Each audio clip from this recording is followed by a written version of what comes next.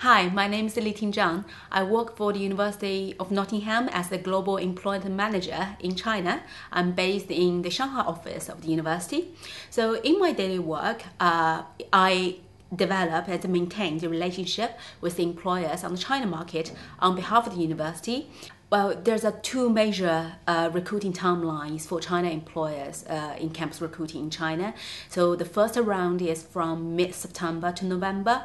That's in autumn semester. And the second one in the spring semester, starting from March to May. If you can't find time to apply for jobs during your study, and you only start job application on your returning to China, you can still join the campus recruiting because many employers in China will treat the students with less than 1 year of working experience as fresh graduates. A lot of Chinese students ask me if the employers in China accept the CVs from the board. The answer is definitely yes, they do accept the CVs from the board universities. And Nottingham is one of their targeted universities. So screen your CV carefully against your academic background, qualifications, skills, and relevant experience against the job requirements.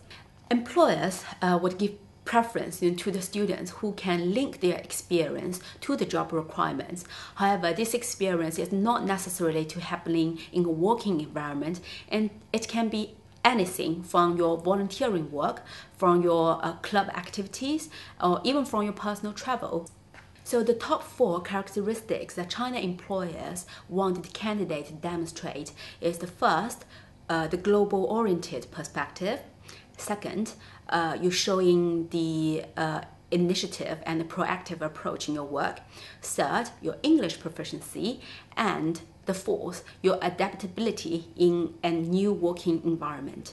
If you are studying at Nottingham, you may find it's difficult for you to fly back to China to attend face-to-face interview or assessment center as required by the employers, and you may find your application be rejected by them. However, it is not always the case. There are many employers in China now start to make special interview arrangements for the students from overseas. For example, there are now more and more employers in China. They set up Skype for a remote interview.